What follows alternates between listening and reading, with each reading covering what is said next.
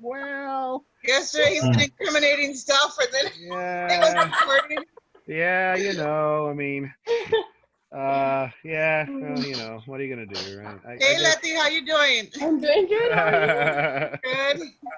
Good. All right. Professor So, Lopez, I have a quick question. sure. I'm able to get it on this on my phone, but I'm not able to get it on my computer. I don't know if I need to download Oh, Zoom clients. same with me. Client. It's not letting Yeah, me. It's not yeah. letting me So get on there. the link I gave you guys a link. Let me get out of this real quick. That's a good question, Tori. Hang on a sec. Okay, end show. We go to okay. So I gave you guys a link to if you go to well, let's just start from the beginning. If you go to Blackboard and then go to the Blackboard site for this class, let me do the student view. So you see, so you go to course content here on the left-hand side, and you'll see all this stuff, right? Weeks 1 through 15, I guess, 16. There is a Oh no, I'm sorry. Oh shoot, no, I didn't have a link here. That's right, because Dawn set this up. Never mind. Yeah, that's for her class, right? Yeah, yeah. Well, I don't know how to log online on her class. How do I get online for her class? Oh, I missed that's it a today. that's a really good question. Yeah, I missed it today because I didn't find any links. Or like where to Yeah. Go to where it says Blackboard Collaborate. You gotta click Oh, on that's that. right. She uses Collaborate. That's right. Let me show you. Okay. Let me show you that, Rope. Thank you. Thank you. Yes. I'm that not used to people doing it the right way. You know what I mean? Yeah, I know, right? No, actually, you know, Collaborate's okay. I think I considered using it, but I tried using it for one of my classes at UTSA, and it didn't actually work very well. So I said, "Oh, screw this. I'm not going to bother with it."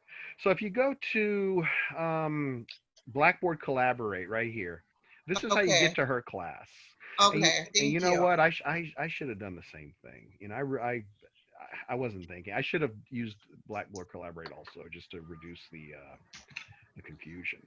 But anyway, here it is. You click on that, and I guess you follow. There you go. So this happens, I guess, and then there we go. There's your And you Tuesday and click on the Thursday. session. Yeah, click on the session Yeah. for Tuesday, and Yeah, for that, if you don't have Microsoft, I think it's Microsoft Edge 80 or higher, it won't let you get into it. Really? Does she record them? Like I can go back and watch the ones that just happened? that I don't know. You'll have to ask her. Okay. Yeah, she records them. Okay. Okay, good. Thank you. Yeah, so that's that's good to know. Thank you. Yeah, so I don't think I have that Microsoft. I just got on Firefox and it opens up on Firefox. yeah, Firefox is usually the best browser to use. That's what I use, and it works for me. So yeah, I think everything towards the university it opens on Firefox. yeah. Firefox. So definitely, Tori, make sure you get the install the latest version of Firefox and use that. That'll avoid a lot of problems. Okay, I do that. Yeah, that'll avoid a lot of problems. So let me get out of here real quick. Well, you said to download Zoom clients? Yeah, so right now I'm on Zoom, and Zoom has a client. So there's a website you can go to, my website, where I keep all my crap. Those of you that have had me before have seen this. So you go to ratthing.com/u/z, right? So it's ratthing.com/u/z. Oh, by the way, how many of you guys have not gotten any emails from me? Not gotten any emails from me. They're coming through my junk mail. Yeah, exactly. I know. I've had so many students tell me that. I have sent several emails, to prepare everybody and to get everybody on board. And I keep getting students like, I don't know how to connect. You never tell us anything. So, I check your spam folders, your junk mail folder. Make sure that, that for whatever reason, I think even the emails I send from Blackboard are going in there. So, so just check that, I guess. I'm not sure what's going on there. So anyway, if you go to ratthing/u/z, you will go to this page here where it will take you to a web page where you can download the Zoom client for your Mac or your PC. And then there's even a little link here for tutorials if you want to learn how to use Zoom. And then once you figured out how to use Zoom, you can click here to connect to this very session that you're connected to. So that should make life a little easier, I hope. So does that make sense? Yes. Dave, you look very skeptical. So I'm just, but you always look skeptical. So I figure it's gonna work as good as it works, and then we'll go from there. all right. Well, yeah. I just absolutely despise teaching like this. I do. I hate it. It sucks. And I think learning like this is not that great either. But we'll get by. The only thing I do like is not having to drive for an hour to go teach and then drive an hour to come back. So. Yeah. Although So have y'all met in class with Weatherford already one time or no? No. Not yet. No. Nope. So this Thursday will be the first time. No, there's no in-class meetings. At least. See, when I signed up for it, it says face-to-face on a Thursday. So is it yeah. online again? Oh yeah. Yeah, they do. But each professor was allowed to decide how they wanted to do that. Okay. There's she's holding classes on face to face on Thursdays. It's optional. Gotcha.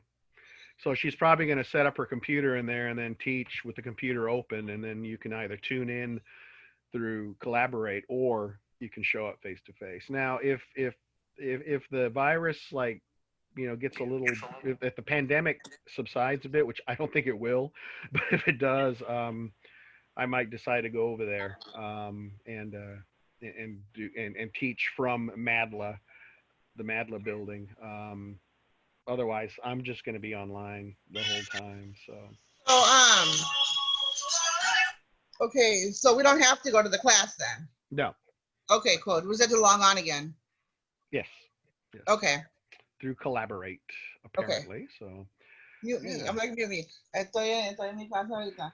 I have a question. I just uploaded the Zoom on my laptop, but it's telling me to enter a member ID meeting. I mean meeting ID. Yeah, just once you get the client installed, then click on that link that I showed you at that site, and it should just open up into the link at the bottom with the long number. Yeah. Yeah, if you click on that, it should open the client up. I don't think you have to log in, so. Well, okay, because I think I got out of it because I went to where it says to download Zoom. Right. Download Zoom, right? You want to download it, install it, and then, just to make sure you install it, and then you're done, right? And then click on that link after you've done the install. Oh, okay, I already have Zoom installed on my computer. That's probably why I couldn't get in the first time. Yeah. What was that website again? It's RATTHING, ratthing, RATTHING.com/U, the letter U, /Z, the letter Z. So /U/Z. Short and sweet. Yeah, I just signed up for her class last night when I seen the face-to-face part. I was like, damn it, I gotta drive all the way to campus. Nah, I think for the most part, the drama behind this, before the semester started was just incredible. So, yeah. But I think we're okay now. So if we choose to, we could show up, but we don't have to. Yeah, exactly. Okay, cool. I'm not showing up. I'm like. Although I might go over there because I'm getting really sick of the Rona bubble. I'm getting kind of tired of just being stuck here. But so we're gonna do the lecture cover, and then the second half we'll talk about this activity based on this article, right? And which I've downloaded, and the link is here. So if you don't, have you guys gotten this article yet at all? Have you guys downloaded it or fetched it? Mm-mm. Okay. All right. I'll go ahead and I'll post this article up so that you can grab it. So these are stupid, so we won't cover those. So the whole point, and I showed you guys something like this in my class, but basically, this is the process that we're talking about, right? This is the process that we're talking about, the scientific process. So choosing a research question, once you think of something that's interesting, you conduct a literature review. So you go to the library and look for articles that have covered the thing that you're interested in, see what's already been done. Once you've put all that information together, you use all that literature review to develop a hypothesis, to come up with a prediction based on the work that people have done previously that they reported in the literature. Then once you come up with that hypothesis, you design a study to test your hypothesis. And of course, that study is going to involve our old friends, the dependent and independent variables, which we all know and love, right? And once you figured out the design of that study, you do it, you conduct it. And when you conduct your study, the output of that study, the deliverables, the product is data, numbers, usually in a spreadsheet, but there's numbers, the things that you measured, your dependent variables that you measured, the settings that you use for your independent variables, all that gets recorded. And then you analyze the data. You apply statistical methods to analyze it to see whether or not you have any effects there and to test your hypotheses. And then once you've got all that, you write it up and then report the results. Okay, so that's the whole process. It's actually a lot messier than that, but that's it. Dave? One thing she was doing in class on Thursday was going over either an Excel or the SSPS. Yeah, SPSS. Yeah, she did.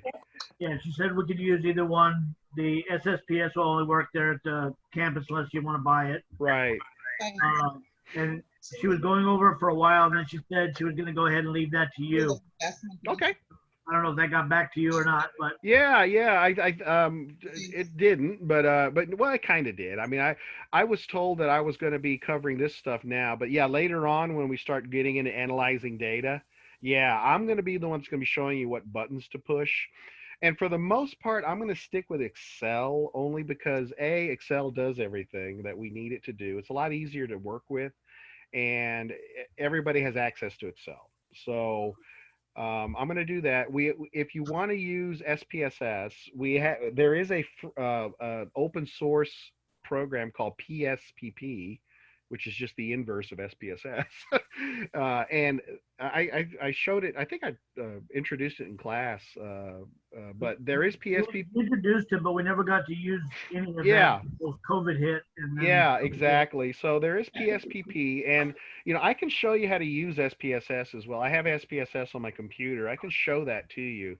I'd be glad to show that to you. So it's really, it depends on like the amount of time we have and stuff. But yeah, I think primarily my job for these, for the lectures after this are going to really be just showing you how to do the calculations and explaining to you what they mean. So that's kind of what I've seen this role as. So yeah, we'll do that. But anyway, thanks for asking that. But yeah, anyway, this is the whole process right here. This is it. And everything that we do in this class, in this lab, and in Dr. Weatherford's class, everything is one of these steps, right? It's one of these steps. It's involved in creating and reporting a scientific finding. Okay, the first thing we're going to review that we talked about in the Research Methods 1 class is this notion of a population versus a sample. You guys, I hope you guys can remember this, right? So the population is all of the critters in the world that you're interested in, right? That's all of them, right? So the entire population for a particular study might be all the population of the Western world, which would include Europe and the United States and South America, maybe, right? Or the entire population of the African continent, or all humans all over the world, right? Now, since we can't do our research on all the humans, I think there's 7 billion people now. We can't do research on 7 billion people. What we do is we take a sample of the population to actually do our research on, to actually experiment on. So the population is everybody, everything. So all mammals, all humans, all Americans, all whatever. And then the sample is those individuals that are actually in your study that are sampled out of the population. The number of people or animals or critters in the population is represented by the number n. So n for humans is about 7 billion. There's about 7 billion humans. The lowercase n is the sample size that you use in your study. So if I run a sample with 20 subjects, my lowercase n for the entire study is 20. Okay, and if I break that study, if I break those 20 subjects into two groups, then my n for each two equally sized groups, then my n for each one of those groups would be 10, right? So n10, n10, 20 total. Okay, so populations versus samples. Then we talked about scales of measurement. The old nominal, ordinal, interval, and ratio scales, right?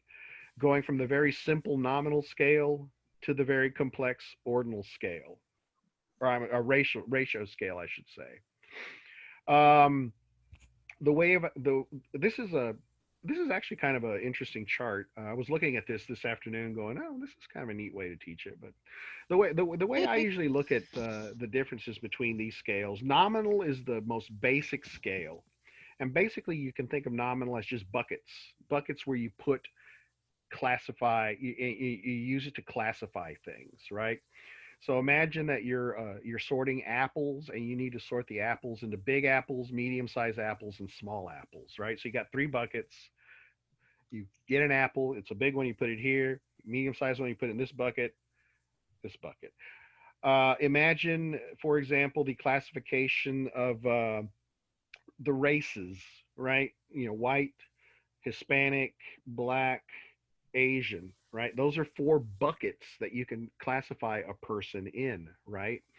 The thing about a nominal scale is it's just buckets. Those buckets don't have any value relative to each other. In other words, one bucket isn't higher than the other bucket. They're just different categories, like the races or political parties or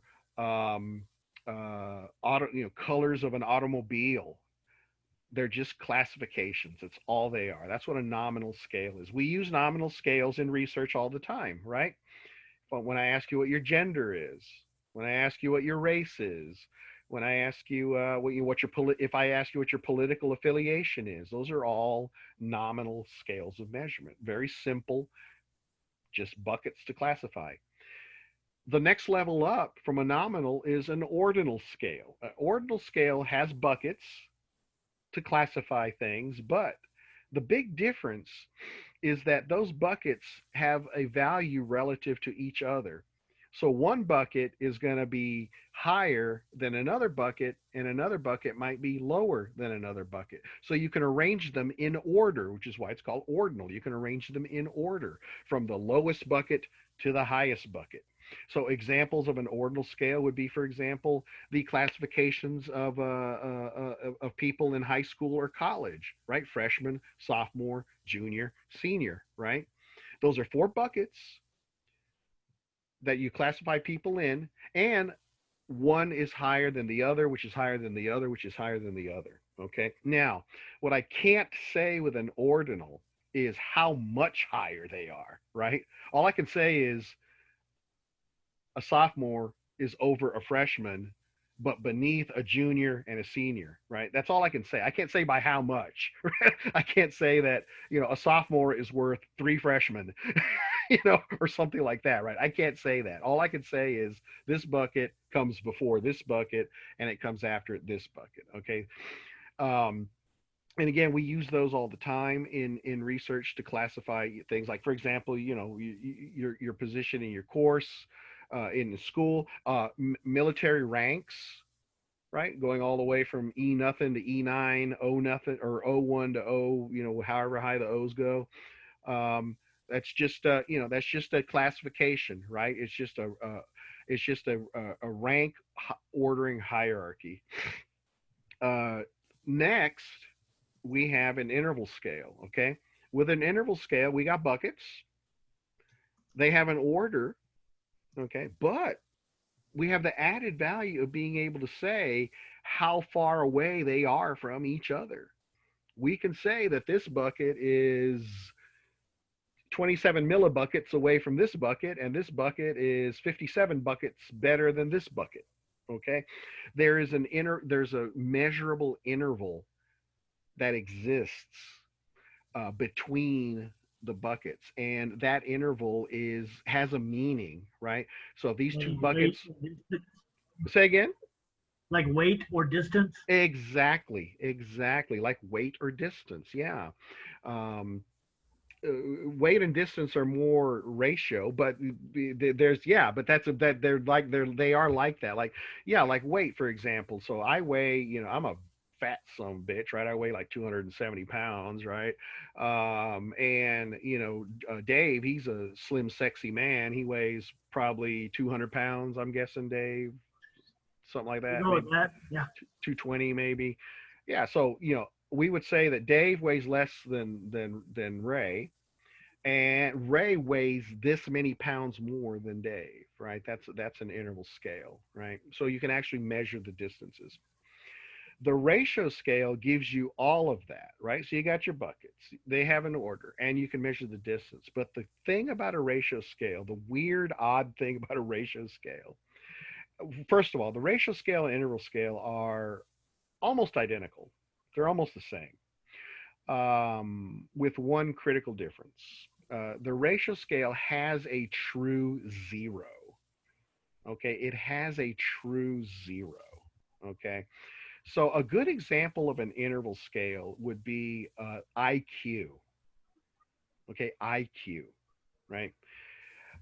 If my IQ is 100, okay, and Carla's IQ is 130, okay, we can say, first of all, Carla is higher than me in IQ. She's smarter than me in IQ, right? She's right. So we have the order. And I can also say by how much she's 30 points higher than me, okay? But there's no such thing as a zero in IQ, right? There's no zero in IQ.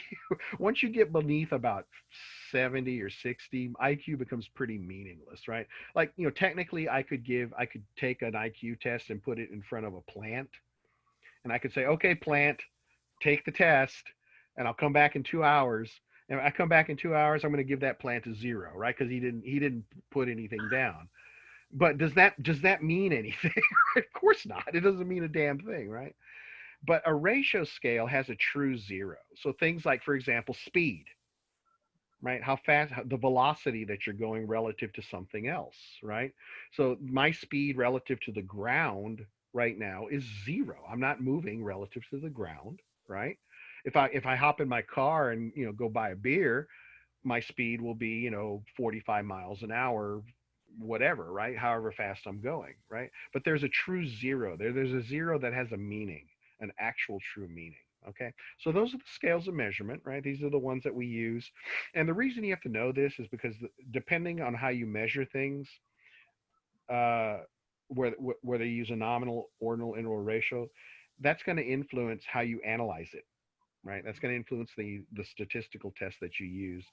You can't use certain tests with nominal scales. You can't use certain tests with ratio scales. You just have to know which is which is appropriate. That's one of the things you learn in this in this class. So here's oops. What is this supposed to? Whoa. From construct to operational definition. I'm not sure what the. Oh, does this move? Maybe. No. Okay. Okay. Let's talk now about constructs and operational definitions, right? So, um, a construct is a very important construct. Constructs are very important constructs. Now, let me tell you why. Okay, let me tell you why. Constructs in psychology and experimental psychology are the lifeblood of experimental psychology. Most all the research that we do involves a construct. Okay, a construct is a defined phenomenon that we use in place of something else. So it's an observable, defined phenomenon or thing that we use to represent something else that we are truly measuring. Okay. So, for example, let's say I want to do research on love. Okay. Well, hell, yeah. How the hell are you going to measure love, right? What is love, right? There's a lot of definitions of love, right? Well, I'm going to have to define that. I'm going to have to say, okay, my construct is love, right? I'm going to look at love from the perspective of a relationship. Okay. So for me, love is represented by a relationship. Okay. Now I can observe a relationship. I can ask a person about their relationships, right? And from there, I can infer love, right? I can infer what kind of love is there, right? So, I mean, like, if you were to go back and ask one of my ex-wives, do you love Ray? Right? They'd be like, oh, no, fucking drunk loser. I don't like him at all, right? Right? I mean, you would know right away how much love exists there, right? But if you ask my current wife right now, I hope she would say, oh, yes, I do love him. We've been together. We've been married for 21 years and we have two lovely children and we're pretty happy together. She would be saying a lot of things that would be reflective of this underlying construct of love, right? Once you've come up with this construct that you want to study, right? Whether it's love or self-esteem is another great example, right? Um, Anxiety, all these things that we study in psychology, they're all constructs because, like, I can't see a love. I can't see a self-esteem, right? We're not like the physicists, right? The physicists, right? They are measuring like particles, right? These real particles that are there, right? And they have mathematical models that tell them what these particles are supposed to do. Chemists, chemists are actually like, mixing chemicals and blowing things up, right? They've got physical things that they're working with. We don't have that. What we have are constructs that stand in to represent the things that we're studying. Um, Once I've decided on a construct, I have to come up with what's called an operational definition, which I beat you guys over the head with this in my research methods 1 class, right? Remember the step 1 and step 2 operational definitions for an IV and a DV? I don't know if you remember that, right? But you have to come up with a way of defining what it is that you're talking about so that somebody else can replicate what it is that you're doing. So if I'm doing research on love, right? I'm going to say, okay, love is a construct that's related to relationships, to the quality and longevity of a relationship. Okay, fine, that's my construct.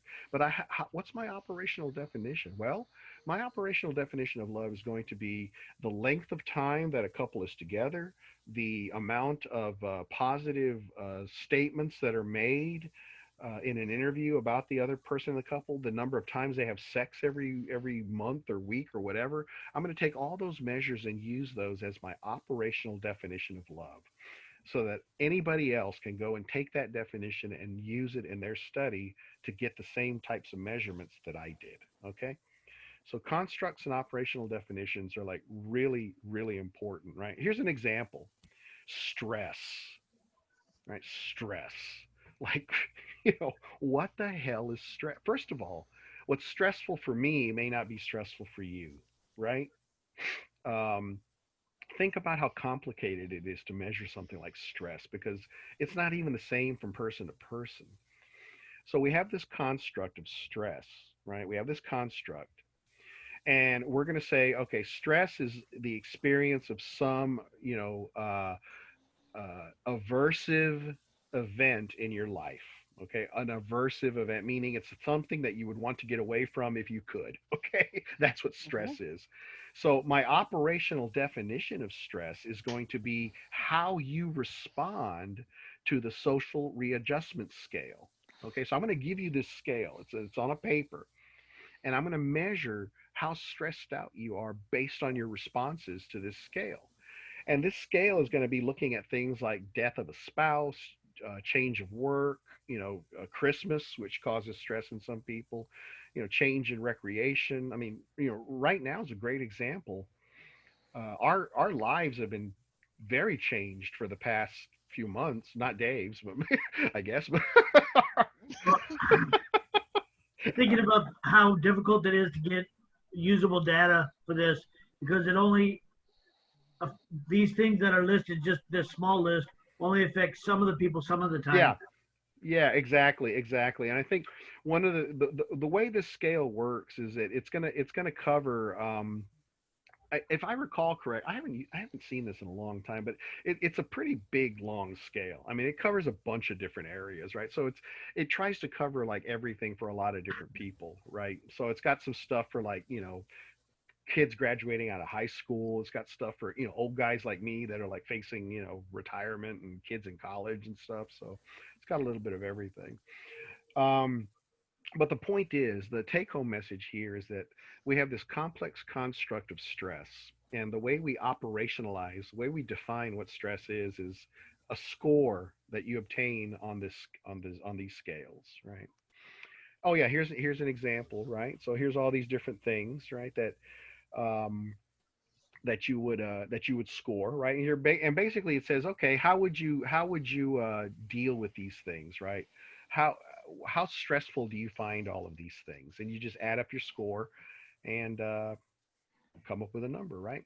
Here's another example. This is a classic example: depression. Depression, right? The biggest mental illness that we have in psychology. There has to be an operational definition for depression, and there has to be some way of measuring it. The operational definition that we have for depression, one of the operational definitions we have for depression, is the score on the BDI, the Beck Depression Inventory. I don't know if any of you have ever taken it. I have to take it 3 or 4 times a year because I'm being treated for depression. But basically, it's one sheet with 20 questions on it, and it says things like, I've thought about killing myself, I suck, nobody loves me. It's got stuff like that, right? And you basically score it on a 0 or a 1. A 0 if you feel that way, or a 0 if you don't feel that way. One of you do, and then you add up all the ones, and if you're close, if you're above like 10, I think you're like depressed. So that's the way we operationally define depression, is by saying it is the score on the BDI, on the Beck Depression Inventory.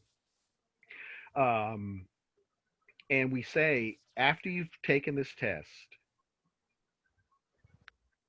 we can either classify you as being depressed or not.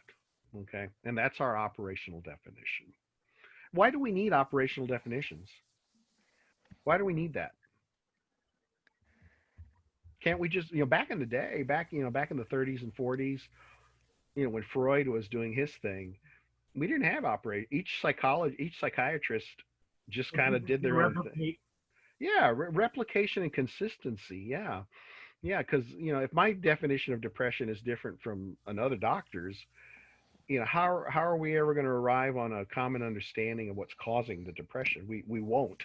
Right? I mean, if I'm a Freudian psychoanalyst and I think that depression is caused by poor potty training and a bad relationship with your mother, and this other doctor is a neurochemist and they think that depression is simply caused by serotonin deficiencies in your forebrain, how are we gonna ever determine what causes it?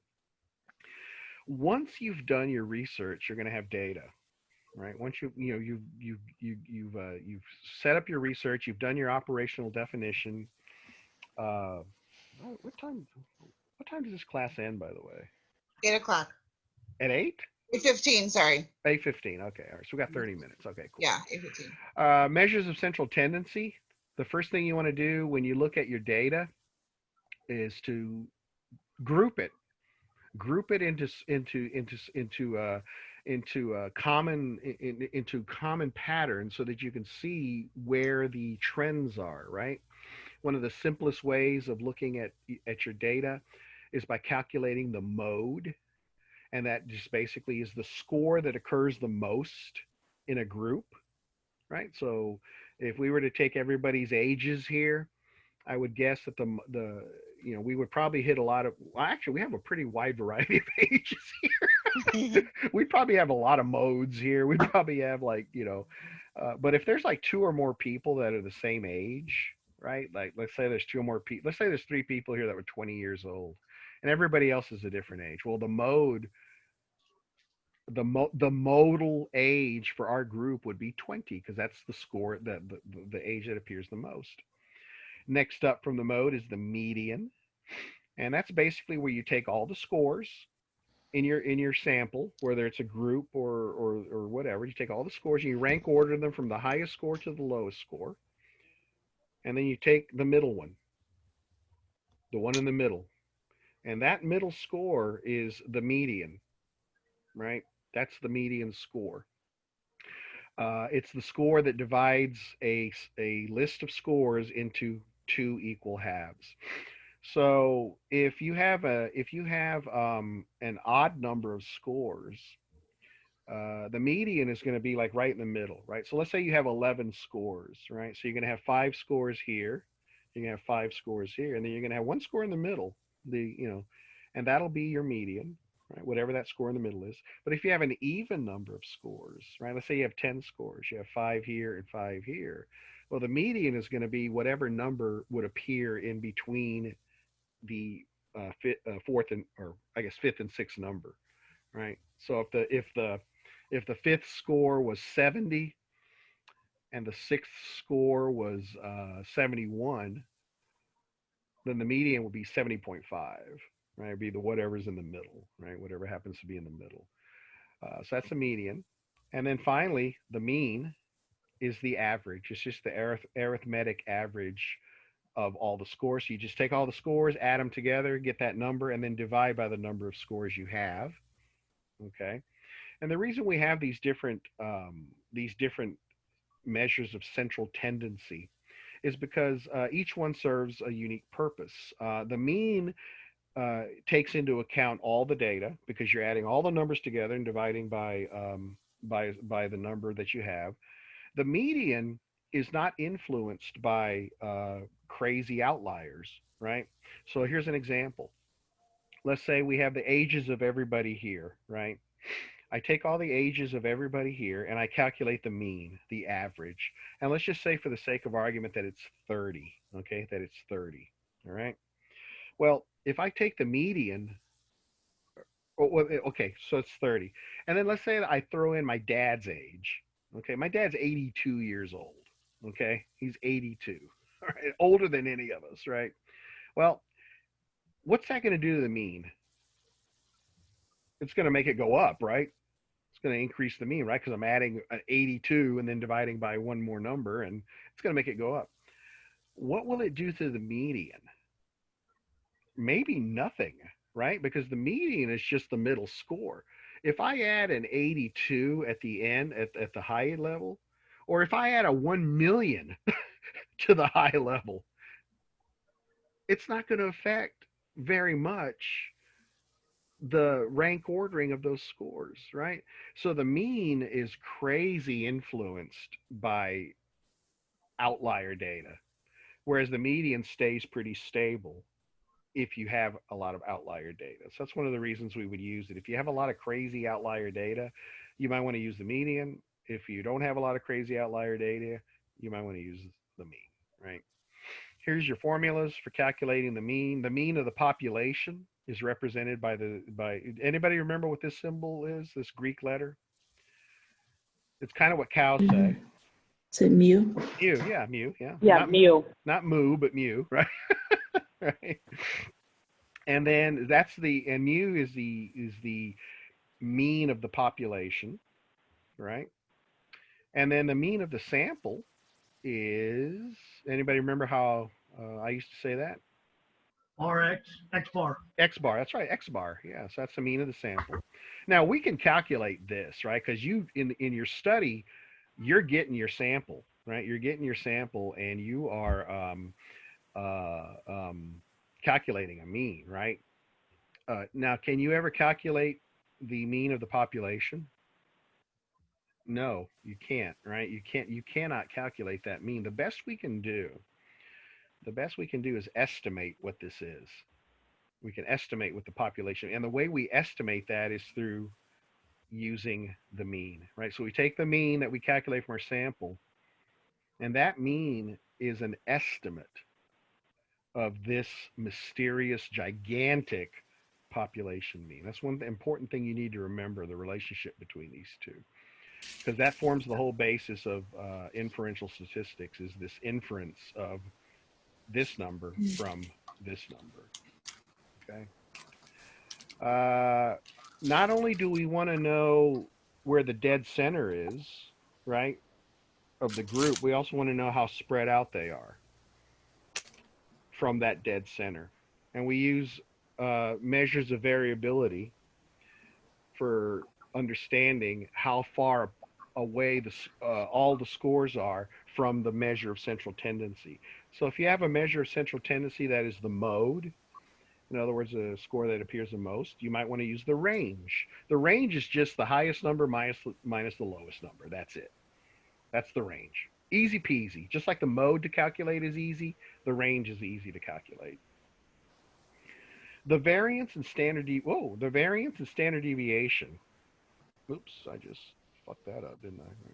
There we go. Wait, how did you say to calculate the range? You just add them up? No, the range is just the highest score minus the lowest score. Okay. Yeah, that's it. It's just easy peasy. The variance and standard deviation are numbers that represent the spread from the mean. The spread from the mean, okay? The formulas for those are here. This is the sample variance, and this is the population variance, which of course we can't calculate that. We can infer that, but this is the one we do calculate. Variance is represented by the symbol s squared. Standard deviation is s, by the way. So s is equal to the square root of all this. If you guys remember the square root symbol in the standard deviation formula from Research Stats 1. So this is the variance, and this is the standard deviation s squared. I'm sorry, the variance s squared, and standard deviation is just s. And there's your here's your standard deviation with the square root. Boing. You guys remember what sigma x and sigma x squared mean? You guys remember that? Sigma x is all the scores added together in each group. Sigma means the sum of. That's the sum of. So the sum of all scores. Each score is represented by the symbol x. Sigma x squared is simply take each score, square it, and then add it. Okay, so we'll go through that with Excel, I guess. So there's that. Analyzing the data, right? Analyzing data involves one big step. One really important step is figuring out how to analyze it correctly, okay? Which test do you use, okay? This is probably the hardest part of doing, because calculating the actual numbers is not hard to do.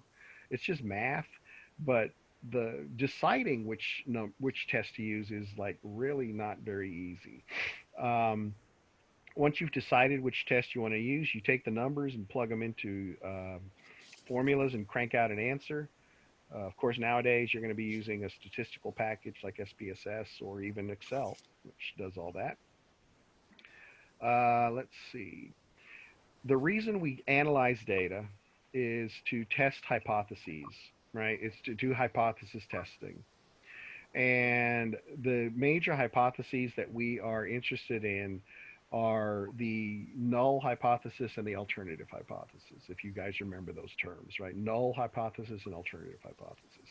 If nothing happened in your study, if all the groups are the same, they score the same across all scores, that means nothing happened. That's bad. And that means the null hypothesis cannot be rejected, because null means zero. Null means nothing. Null means nothing is there. And the null hypothesis is the devil saying there's nothing here. You have nothing in your study.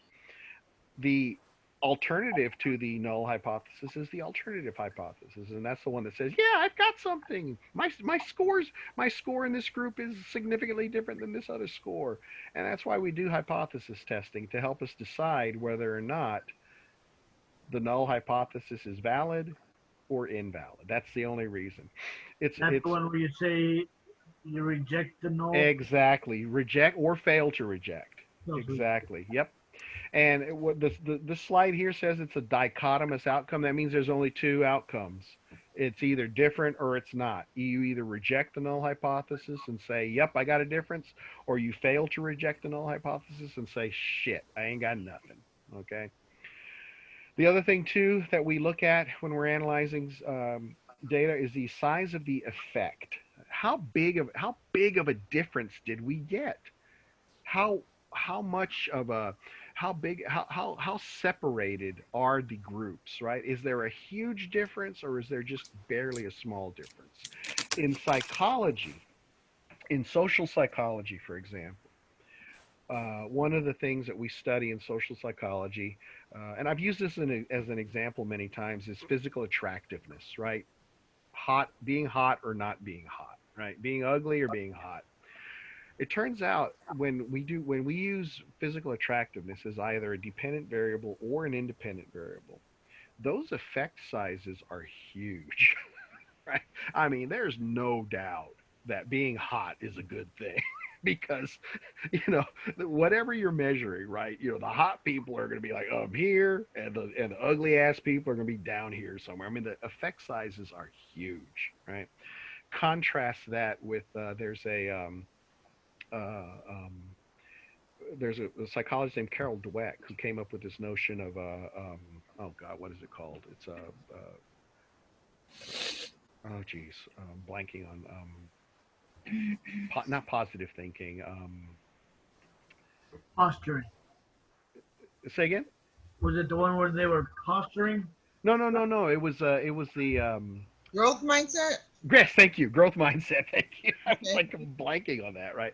There's the growth mindset, right? The research on growth mindset. Those effects are very, very small. I mean, you get very small differences between somebody who has a growth mindset and somebody who doesn't have a growth mindset.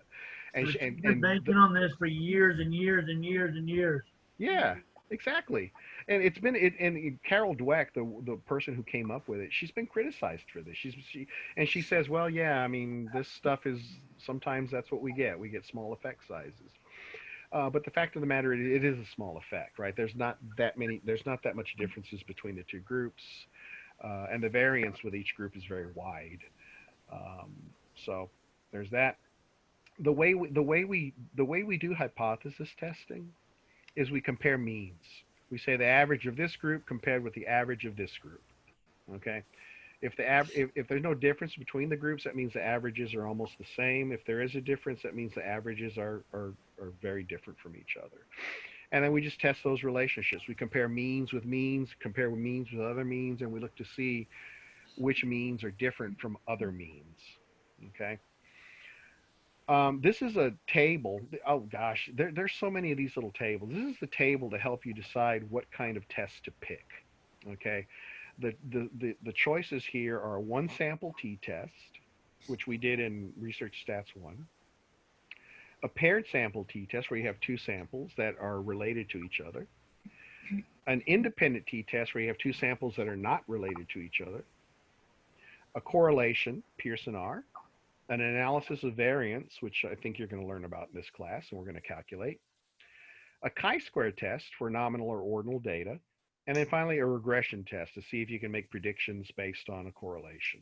Okay, so basically you go through this decision matrix and say, okay, I want to compare means. How many sample means do you have? I have 2. Is it within subjects design or between subjects? If it's within subjects, you use a paired T. If it's between subjects, you use an independent T. If I have more than 2, if I have 3 or more means to compare, I have to do some type of analysis of variance or ANOVA. Okay, so that's what this is for. Kind of cute, right? And here is this chart here is represented as a table. Okay. And basically what you have here on the left-hand side are all the different tests, what it tests, and when to use it. Now, this is by no means clear or simple to understand. Okay, this takes a little bit of time to really wrap your brain around, right? But basically, I believe, in my opinion, a chart like this helped me to understand this a lot better a long time ago. One of the things that I did back 35 years ago when I was learning this stuff was I drew one of these charts myself. I actually went and figured out the logic behind this chart. And I would strongly advise you to do the same. I would really, I think you should take this chart and really try to understand what it means when you go from point to point, right? We can talk about it again if you want. We can go over it again, but post it where we can print it out. I'm sorry, say again. Again, we to post it where we can print it out. Yeah, it's in this. Can you get to the slides on Blackboard? The slides are on Blackboard. I don't know if you can see them or not. I printed 2 slides, but I tried to print this one and it didn't print. It didn't print? No. How come? I don't know. I did. It was 3 sets of slides, chapter 7 and 8. Yeah. And then I went in and tried to print this one, and it didn't print for me. Huh. Well, actually, that might be a good thing because no, seriously, I got a lot out of drawing this, and because this slide is ugly. It's hard to see. I got a lot out of drawing my own and spacing it out so that I could understand how things were going. But basically, all of these tests are broken up into 3 groups. Okay, 3 groups. 1 sample T, independent samples T, repeated measures, and ANOVA. Okay. Those are 1 group. Those are just measuring, or I should say comparing a mean with something else, usually another mean, okay? With a 1 sample T test, you're just comparing the mean to some number that you pull out of the air.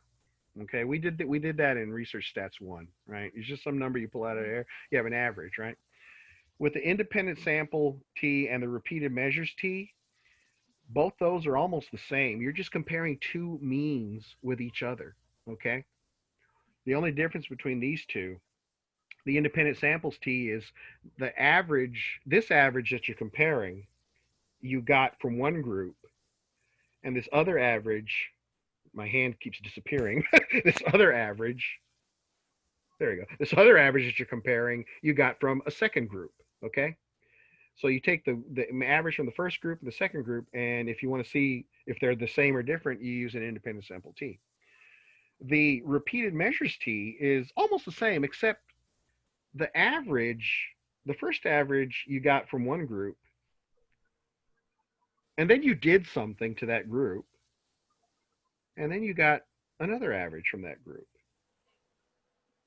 So they're linked because they both average, each score comes from the same person. So if I did a study where I weighed 10 people, get their weight, and then I give them a treatment for obesity for a month, and then I weigh them again.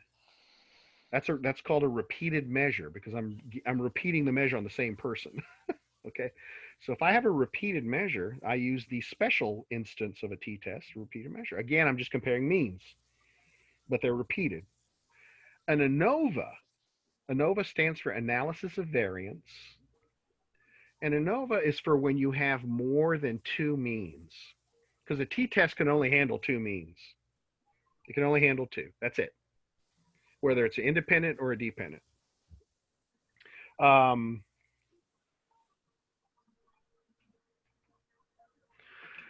If you got more than 2, like let's say you have 5 groups. Let's say you have 5 groups in your study, right? You have 5 means or 5 averages. Well, how do you analyze those? Well, one stupid thing that you could do that some people do, believe it or not, is you could do a bunch of t-tests. You could do a t-test between this group and this group, this group and this group, this group and this group, this group and this group, this group. You'd end up doing, I don't know, 20 t-tests. That's stupid. You don't do that, right?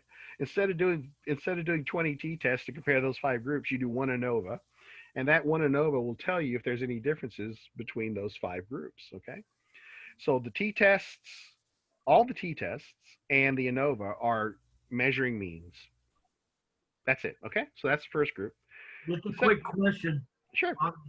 If you did do all of the t-tests on your 5 groups, right? So the 25 or whatever Yeah. is, and you did the one ANOVA, would your data be the same or your conclusion be the same? No. When you do the multiple t-tests, you run the risk of committing a type 1 error. In other words, you run the risk of saying that there's a difference when there really isn't one. That's the problem with doing all those little baby t-tests. Yeah. It's the ANOVA takes all the variance into account and reduces the probability that you're going to make that mistake. Yeah, that's why we do it. The other 2 guys here, the Pearson R and the regression. Pearson R is just a correlation, right? So we have 2 sets of data, and you want to see, are they related? In other words, when this data goes up, does this one go up or go down? And when this one goes down, does this one go up or go down, right? You want to see if they're correlated, right? That's what you get with a Pearson R, okay? Once you know if they're correlated, that means you can draw a straight line between representing the relationship between those 2 variables, right? And if you can draw a straight line representing a relationship between those 2 variables, that means you can use that straight line to predict what one variable will do given another variable, and that's what regression is. Okay, regression is just using a prediction.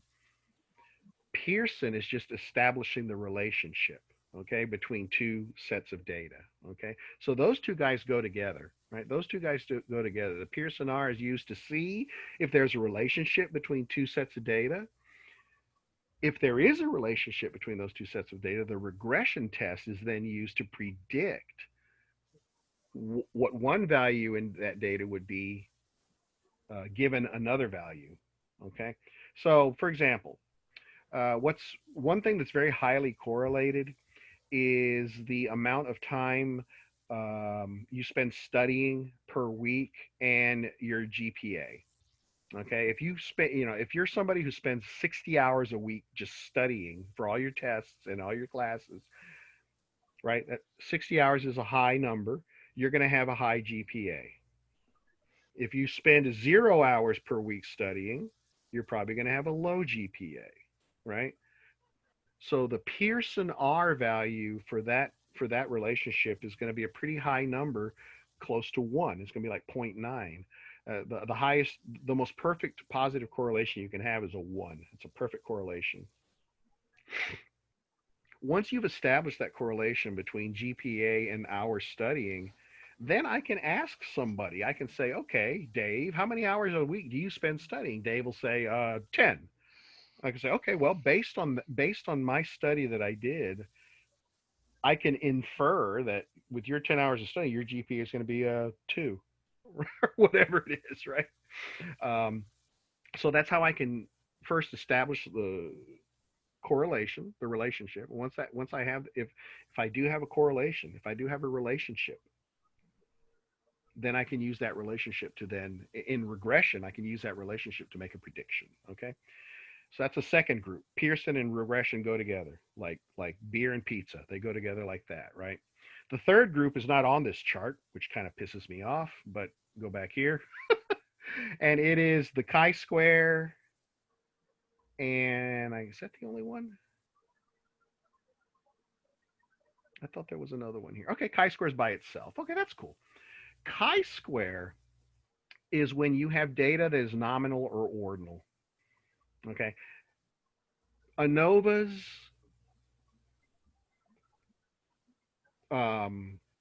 correlations, and t-tests can only use interval ratio data.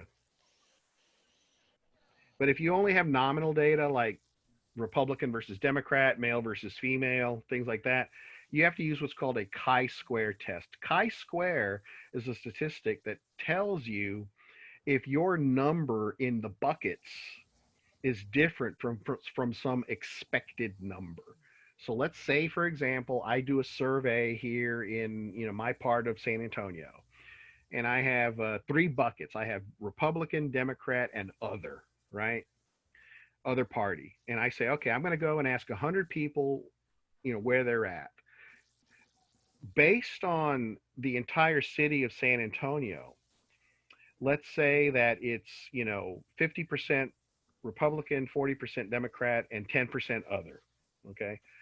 Well, if I ask 100 people in my neighborhood what their political affiliation is, I would expect to get 50 people who say they're Republicans, 40 people that say they're Democrats, and 10 people that said there's something else, right? That's what I would expect based on the citywide averages. Well, that's what I would test. I would get my 3 buckets, get the actual numbers I got in my 3 buckets, then I would apply a test that would look for the 50, the 40, and the 10 in those buckets and see did I get a difference significantly different from what I was expecting. Okay, that's what the chi-square test is for. Okay, so the t-tests and the ANOVA go together as a group to test means. The regression test and the Pearson test go together to establish a relationship between 2 pieces of 2 sets of data and make predictions. And then the chi-square test is off by itself as a way of analyzing nominal or ordinal data. Okay, that's the way to understand this. So now that you know the breakup, focus on each group. Focus on understanding what's the difference between the independent, dependent T and the ANOVA. Then focus on the difference between the Pearson and the regression, the relationship between those two, and then focus on what you do with the chi-square. And you've got this. Right? Easy peasy. And if you want to talk to me about it more, just let me know. Mr. Lopez. Yo. Last week, the other professor had given us, was going through lab 1. Mm-hmm. And there wasn't some notes on there, and she tried to answer the questions, but there was some notes that weren't on the screen for us to get. Mm-hmm. Can you post those? Notes from lab 1? Yes, there were the ones with the freshmen, sophomores, okay, juniors, and seniors. She tried to do that lab, but those notes weren't accessible to us. Okay. So she pulled them up, and I'm like, so she extended for this Sunday, so we can get those notes, because she could get them, but we didn't have access. Okay. All right. I'll see if I can get those and post them for you. I'll see if I can get those. I thought on that number 4, the information that we needed was not on there. Yeah. On question 4. Mm-hmm. The data set was missing that that information. Okay, for the lab 1 exercise that you did. Mm-hmm. Okay. I'll talk to her about it and see what's up. I'll see if I can figure out what's going on. Now let me just real quick. Let's see. So here's the stuff on the article, and since we're almost out of time, I'm gonna post this. But let me talk about it a little bit. So first of all, I've got this article. Let me whip this puppy out real quick. You ever see that movie Blazing Saddles? Mm-hmm. Classic movie. You ever see that movie? It's a Mel Brooks comedy, Western comedy. Excuse me while I whip this out. So. Famous line from Blazing Saddles. So here's this article. I'll post this article. It's called Beyond Purity, Moral Disgust Toward Bad Character. And it says, previous studies support a link between moral disgust, right? So, oh my God, Dave Junkin is just the most despicable human being. Oh my God, the things that he has done to people is just horrible. I'm just utterly disgusted, right? With just Dave. He's just disgusted, right? That's moral disgust, right? Where you're just absolutely disgusted with somebody, right? No offense, Dave. I just thought And impurity. Okay, so moral disgust and impurity. So basically, what they're saying is that if something is like corrupted or filthy, we tend to have like a moral disgust attitude towards it. And anger is linked to harm. Okay, so whenever you see somebody harming another or somebody harms you, the response is anger, versus whenever you see somebody like corrupting somebody else or something else, it's moral disgust. Okay, that's our reaction. So we have these two different reactions based on whatever the action is, moral disgust versus anger. So we challenge these strict correspondences by showing that disgust is activated in response to information about moral character. Okay, so I'm disgusted by somebody if I get their information about what kind of person they are, even for harm violations. So even if Dave goes out and harms somebody, normally that would induce an anger response, according to the previous theories. But what these people are saying is, no, no, I'm going to be disgusted because, not only is Dave harming somebody, but he's also a terrible human being, right? He's also just an evil, nasty person, right? That's going to cause disgust in me, right? So study one examined disgust and anger in response to an action that suggests bad moral character, animal cruelty. Okay, so animal cruelty. Um, Basically, that's an action that people that they're saying is ill. People that abuse animals, we're going to say they have bad moral character, right? And so we're going to say, okay, what is the response going to be to that? Disgust or anger? Okay. um, and you think about it, it's kind of like it's hard to predict which it's going to be, right? Because animal cruelty is harm to an animal, right? It's harm to an animal. You're harming an animal, but there's also the dimension of the fact that the person that's doing the harming is probably a person of low moral character, right? So, like, what's it going to cause? Is it going to cause you to be disgusted, or is it going to cause you to be angry? Right. Most of the time, it's anger, right? With animal cruelty, at least that's been my experience, right? It wouldn't For have to be either or, though, would it? Well, that's kind of the point of this paper. That's exactly the point of this paper, Dave. Is that it's probably not either or. That's exactly it. Versus an action that is seen as inherently more wrong, domestic abuse, right? So animal cruelty versus domestic abuse. Animal cruelty was associated with more disgust than domestic abuse was, whereas domestic abuse was associated with more anger. Okay, so people got pissed off about domestic abuse, but were disgusted by animal cruelty. Based on that, studies 2 and 3 manipulated character. So now, okay, let's take character.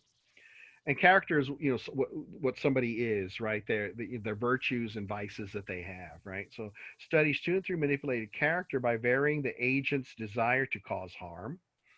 So either I accidentally caused the harm, or I purposely caused, all the way to I purposely caused the harm, right? So my character would be much viewed much less positively if I sought to cause the harm, right? So I remember that accident that happened a couple of years ago up in Uvalde, where the kid was high on pills and pot, and he killed those 20 people, Hmm. old people in a church bus. He killed, like, I don't know, 12. He killed, like, I don't know, it was like 12 or 15 people that died in that church bus, and it was this idiot kid who had this long history of drugs, and he was just a fucking moron. He was high and he was on his phone, and he went around this corner in the hill country and head on into this bus, right?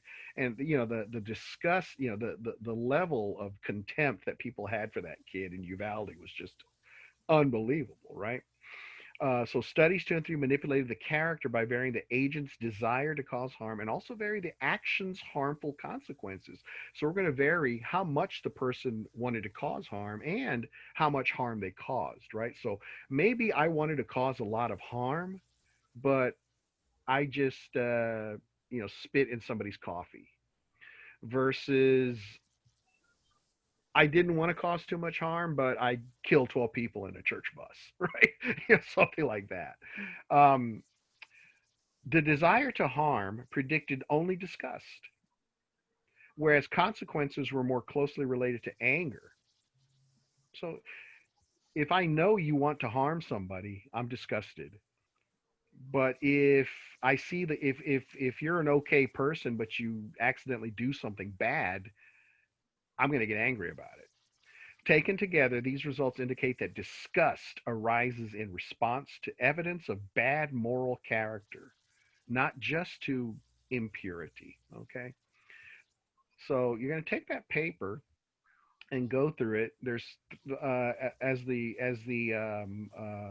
abstract said, there's 3 studies here: study 1, study 2, and study 3, and answer these questions. Take a look at it, and first of all, do some simple stuff. Right? What's the sample size? What type of research design did they use? Right? What was the sample size for each group? 7. Whatever it was, I don't know what it was.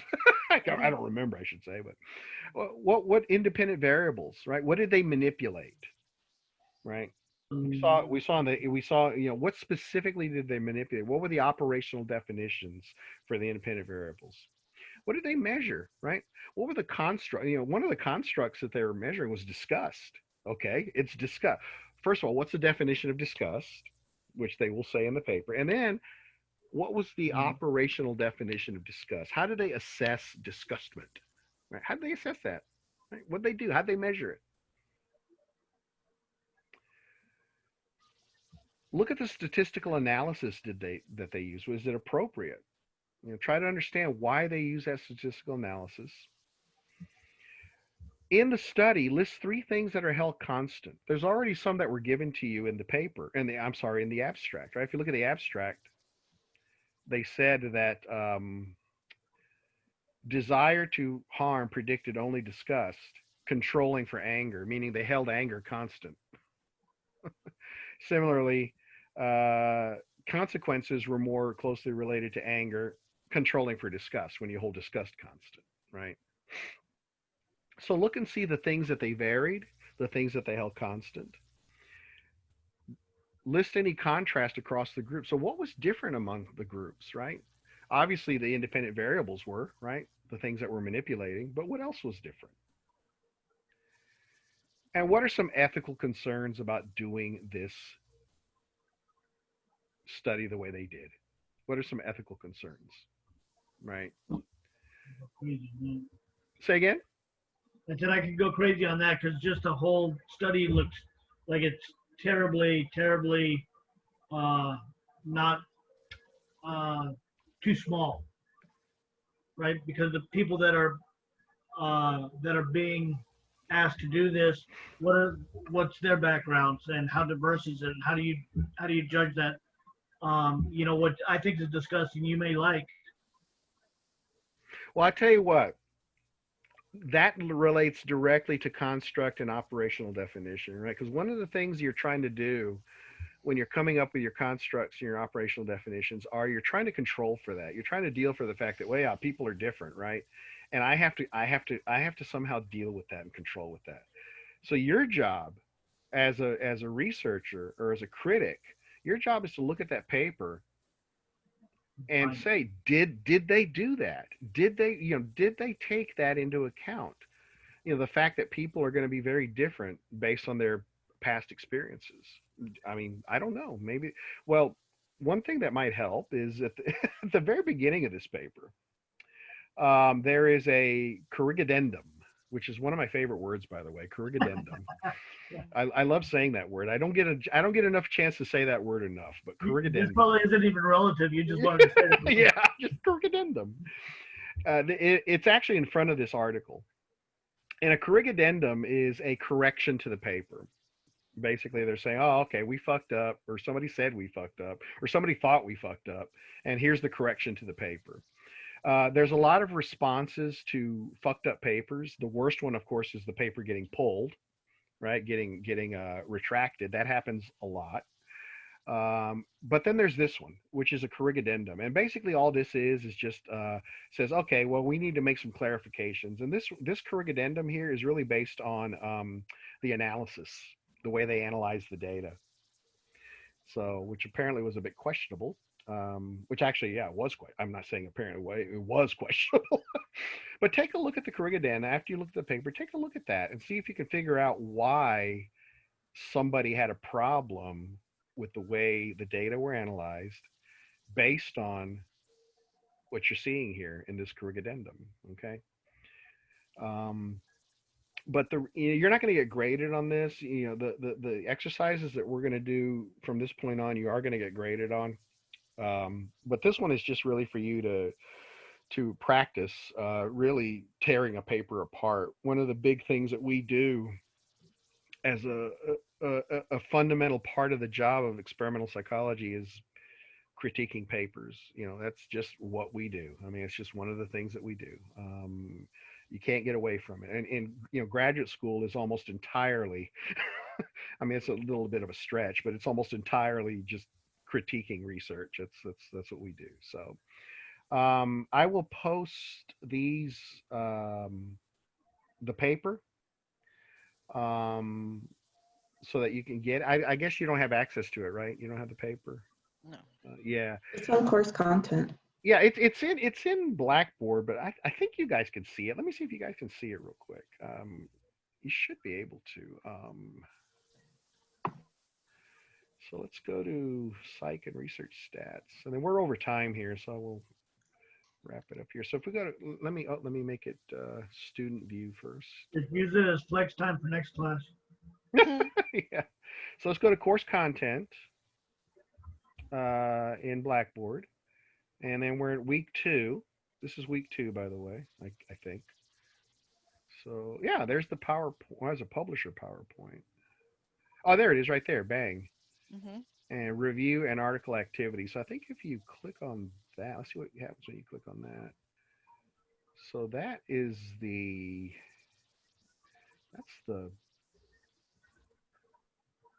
these slides. Yeah, that's these slides, but I don't see the paper though. It's under her tab.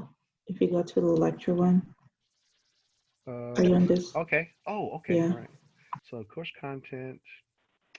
Let's see. Where was that? I am completely lost here. Is it back here in week 2 or?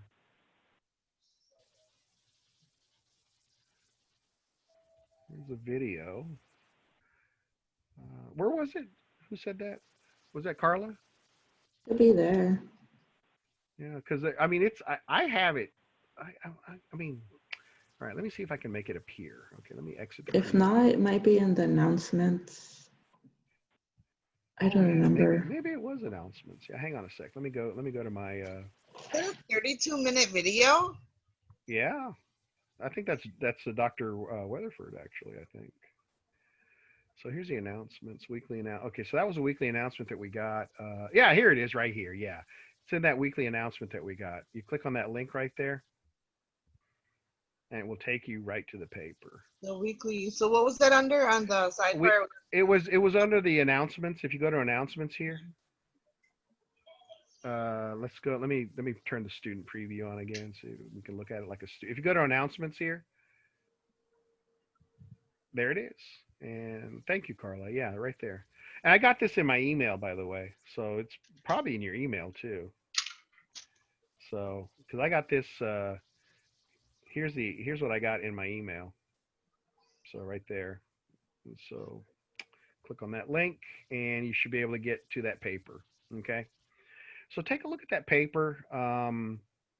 Look at those last 2 slides in that deck that you see that you have there, and the guys, I'm going to tell you this right now. This is not easy. Okay, it is not easy to go through a paper and critique it because you're stumbling on the fact that you're trying to understand what the language of the fucking paper is, right? You can't, you have to break through that, right?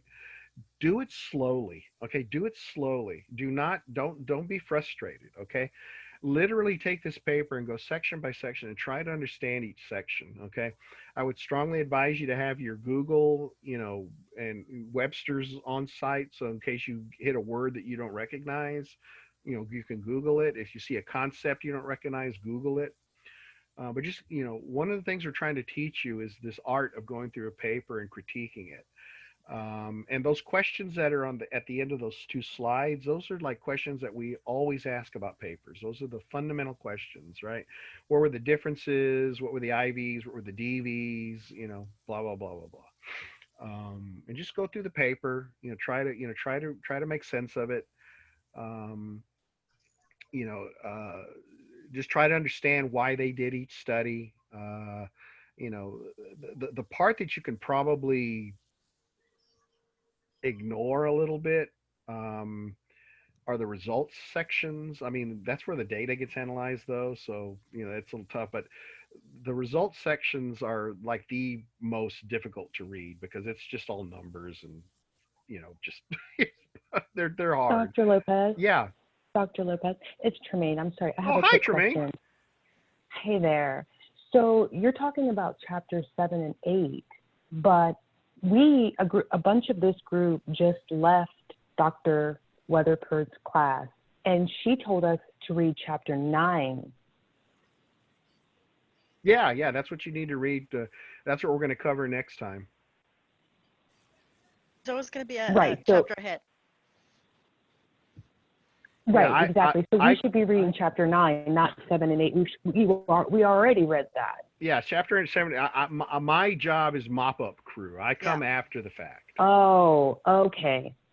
Got it. I guess I'm a Tuesday class, so this is the first time I've had I'm a Tuesday lab and Tuesday class. Right. Okay. Yeah, this is our first meeting, by the way. So I didn't do one last week, obviously. So this is like, you know, I'm going to break this thing up into 3 parts. So each session is going to be, first of all, just questions from the lecture, right? Do you need clarification on what she talked about? Second is there's some set of slides that I have to go through, right? So I'm going to go through those. And then third is the assignment. There's some assignment that you have to do. Okay, that's the 3 parts of each lab. Okay, we may, you know, for example, let's say when we talk about ANOVAs, right? You may come into the lab with nothing but questions, and we might spend the whole session on those questions and never get to the slides. You know, I mean, it depends. It depends. But those are the 3 things that I want to cover at each lab. But it's a follow-on to the lecture. Okay. It makes sense, Tremaine? Yeah, definitely. Okay. Good to hear your voice, by the way. Yours too. All right. If there's, I think we're good. Please, guys, feel free to. This is a lab, so labs are very hands-on, sort of like, you know, guidance. So please feel free to. You know, shoot me an email. I am going to be paying particular attention to this class because it is a lab. Typically, I run labs differently than I run my courses because my courses, I'm the boss and I'm like, I don't give a fuck. But but this one, you know, I do want to make sure I'm okay with. I do want to make sure I'm in step with Dr. Weatherford. So if you have any questions or concerns, shoot me an email. If you want to have another, you know, meeting to cover this stuff, you know, later on, the only time I could do would be like a Friday evening because I teach all Tuesday, Thursday evenings, like literally the whole evening on Tuesday, Thursdays. You know, if we need to have extra time to do stuff, we can do that. So, but don't be afraid to shoot me questions. You know, if you have questions about the paper that you're looking at, you know, by all means, do that. Just, you know, don't be, ask questions, ask a lot of questions, please. I mean, that's the only way. Is there a book for this class or no? Yeah, the book is the same one that we had for the Research Methods 1 class, the Adams book, this one. Oh, I might still have that book. Yeah, I hope you do. We only used half of it in the first class. I don't know where it is. Oh my God. You better find that puppy because we stopped at chapter 8 in my class. Now we're going to go into chapter 9. Yeah, chapter 9 is about cause, you know, testing for cause. So you're going to go into more detail about validity and IVs and DVs. And then it's chapter. Let's see, where do we meet the ANOVA? It is, I can't remember, chapter 10, I think. But anyway, yeah, it's the same book. So I didn't know that. Okay, I'll have to dig it out from my storage. grab that puppy. Yeah, you're gonna need it. You're definitely gonna need it. So yeah.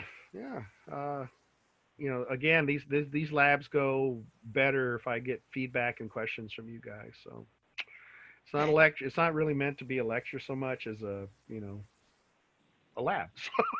So Yeah, awesome. Just so ask questions. So Okay. Well, thank you. Yeah. all right, guys. I'll see you. I guess next week.